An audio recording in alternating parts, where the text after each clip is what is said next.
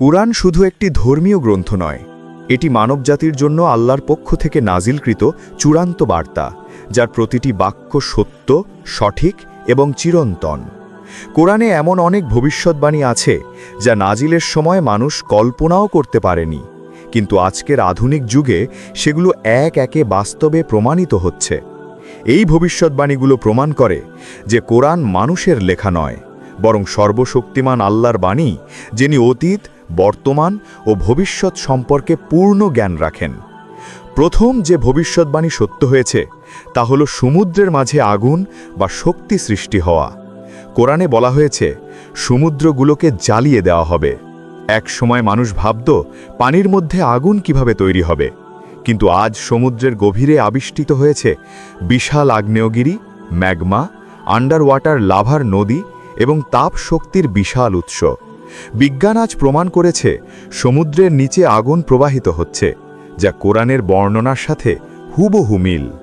দ্বিতীয় ভবিষ্যৎবাণী হল লোহার উৎস সম্পর্কে কোরআনের ঘোষণা। সূরা হাদিদে বলা হয়েছে লোহা নাজিল করা হয়েছে।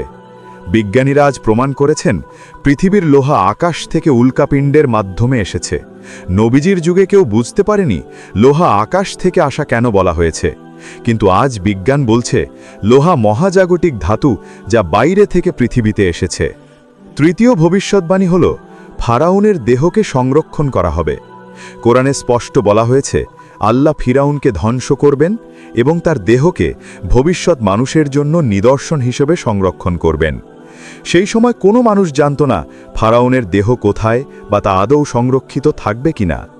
আজ মিশরের জাদুঘরে 1000 বছর পুরনো ফারাউনের মমি অক্ষত আছে, যা কোরআনের ভবিষ্যৎবাণীকে বাস্তবে প্রমাণ করেছে। চতুর্থ ভবিষ্যৎবাণী হল বিশাল অট্টালিকা নির্মাণ ও পাহাড় সম ভবন। কোরআনে বলা হয়েছে মানুষের কাছে একসময় দুনিয়ার একটি অংশ এত উঁচু হবে যে তারা নিজেকে খুব শক্তিশালী মনে করবে। আজ দেখা যায় আকাশ ছোঁয়া ভবন, মেগা সিটি, কাঁচের অট্টালিকা পৃথিবীর প্রতিটি বড় দেশে গড়ে উঠেছে। নবীজিও বলেছেন শেষ যুগে খালি পায়ের বেদুইনরা দালান কোঠা নিয়ে প্রতিযোগিতা করবে, এবং আজ আরবের মরুভূমিতে শত শত উঁচু ভবন সেই ভবিষ্যৎবাণীকেই সত্য প্রমাণ করছে। পঞ্চম ভবিষ্যৎবাণী হল মানুষের যোগাযোগ ব্যবস্থার চমকপ্রদ পরিবর্তন।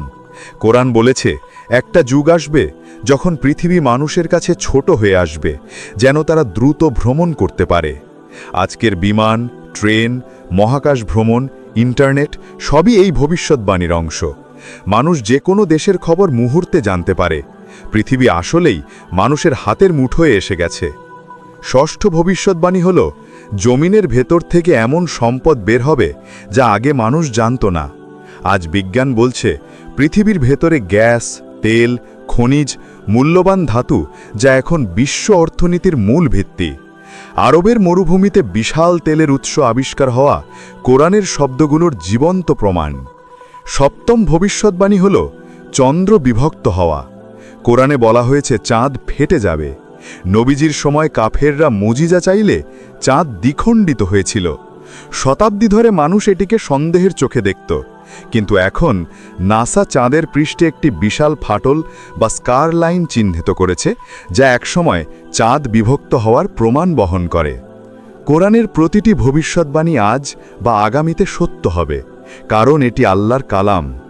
মানুষের জ্ঞান বিকাশের সাথে সাথে কোরআনের সত্যগুলো আরও স্পষ্ট হয়ে উঠবে। আমাদের কাজ কোরআনকে শুধু পড়া নয়, তা বোঝা, তা অনুসরণ করা এবং তার আলোকে নিজের জীবনকে সাজানো। কোরআন আমাদের ভবিষ্যৎ সম্পর্কে সতর্ক করেছে, তাই যারা কোরআনের সাথে সম্পর্ক মজবুত রাখে তারা বিভ্রান্ত হবে না, বরং সত্যের পথে স্থির থাকবে। আর ইসলাম, কোরআনের অলৌকিকতা ও শেষ যুগের সত্য নিয়ে আরও ভিডিও দেখতে চাইলে অবশ্যই ফাইনাল আওয়ার কল চ্যানেলটি সাবস্ক্রাইব করতে ভুলবেন না।